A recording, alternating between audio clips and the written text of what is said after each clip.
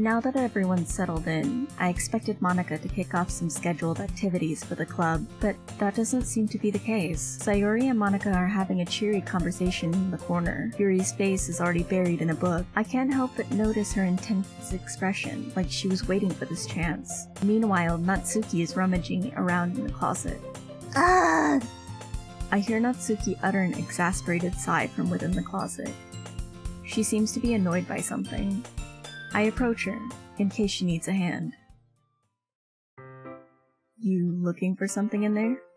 Frickin' Monika! She never puts my stuff back in the right spot. What's the point in keeping your collection organized if someone else is just gonna mess it up? Natsuki slides a bunch of stacked books and boxes across the shelf. Manga. You read manga, right? Sometimes. Manga is one of those things where you can't admit you're really into it until you figure out where the other person stands. How did you know anyway? I heard you bring it up at some point. Besides, it's kind of written on your face. What's that supposed to mean? I see. There's a lone volume of manga amidst a stack of various books on the side of one of the shelves. Curious, I pull it out of the stack. There it is! Natsuki snatches it out of my hand. She then turns to a box of manga and slips the volume right into the middle of the rest. Ah, much better. Seeing a box set with one book missing is probably the most irritating sight in the world. I know that feel. I get a closer look at the box set she's admiring. Parfait Girls. It's a series I've never heard of in my life. That probably means it's either way out of my demographic or it's simply terrible. If you're gonna judge, you can go do it through the glass on that door. She points to the classroom door. Hey, I wasn't judging anything. I didn't even say anything. It was the tone of your voice. But I'll tell you one thing. Consider this a lesson straight from the literature club. Don't judge a book by its cover. In fact... Natsuki pulls out the first volume of Parfait Girls from the box. I'm gonna show you exactly why. She shoves the book right into my hands. I stare at the cover. It features 4 girls in colorful attires striking animated feminine poses. It's exceedingly moe.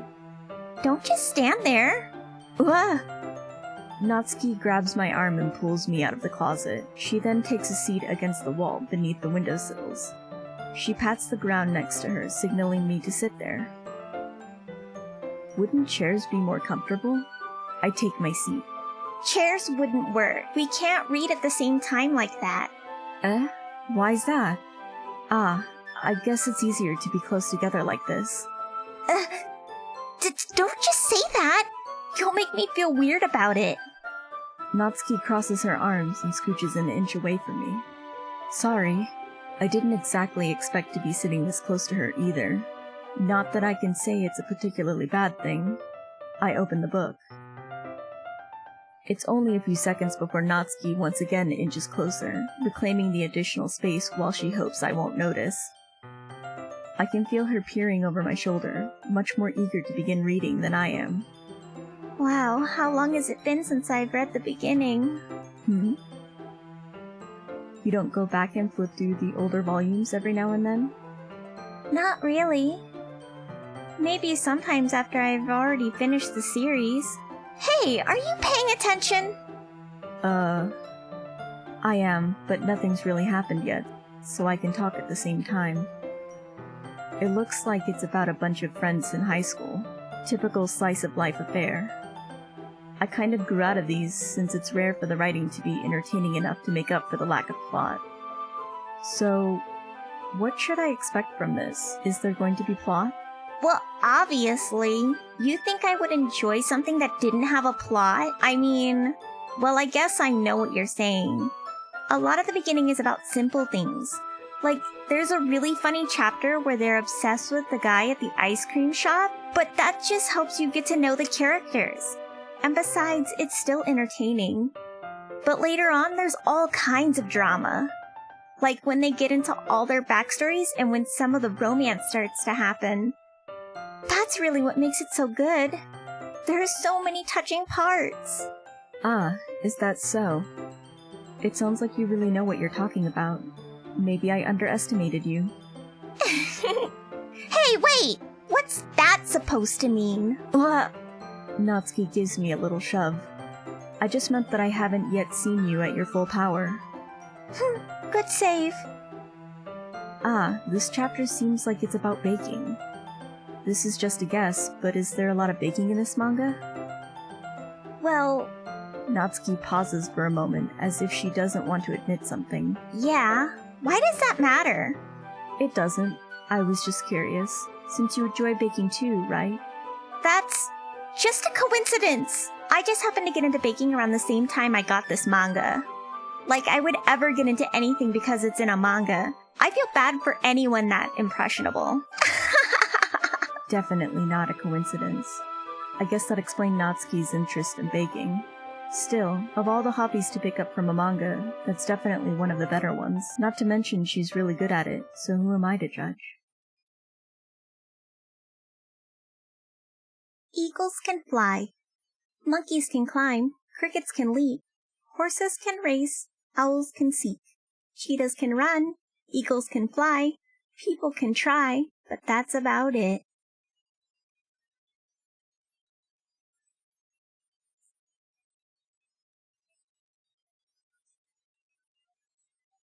Amy likes spiders.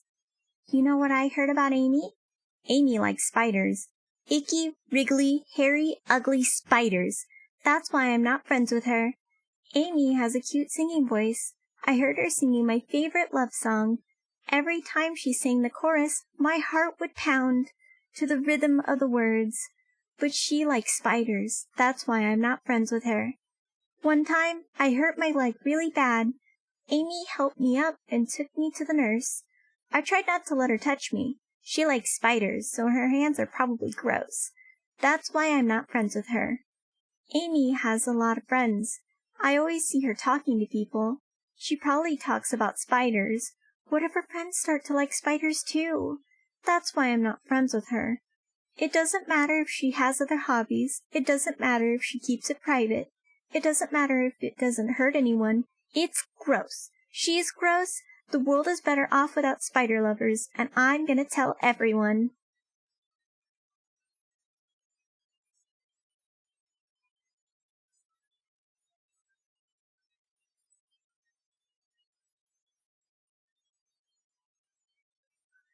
Because you.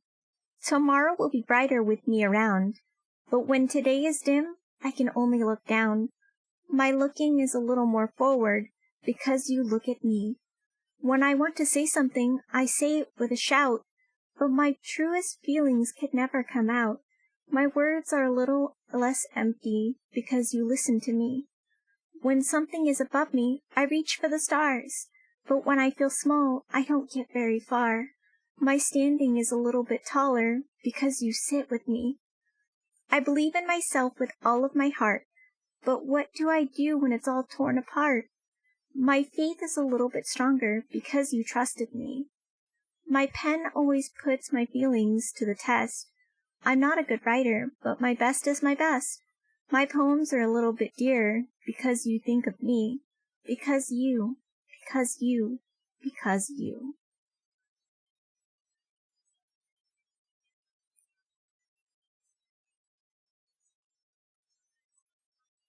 I'll be your beach.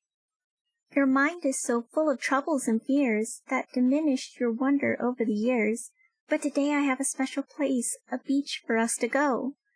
A shore reaching beyond your sight, a sea that sparkles with brilliant light. The walls in your mind will melt away before the sunny glow. I'll be the beach that washes your worries away. I'll be the beach that you daydream about each day. I'll be the beach that makes your heart leap. In a way you thought you had left long ago. Let's bury your heavy thoughts in a pile of sand, bathe in sunbeams and hold my hand. Wash your insecurities in the salty sea and let me see you shine. Let's leave your memories in a footprint trail, set you free in my windy sail, and remember the reasons you're wonderful when you press your lips to mine. I'll be the beach that washes your worries away. I'll be the beach that you daydream about each day. I'll be the beach that makes your heart leap. In a way you thought you had left long ago. But if you let me by your side, your own beach, your own escape, you'll learn to love yourself again.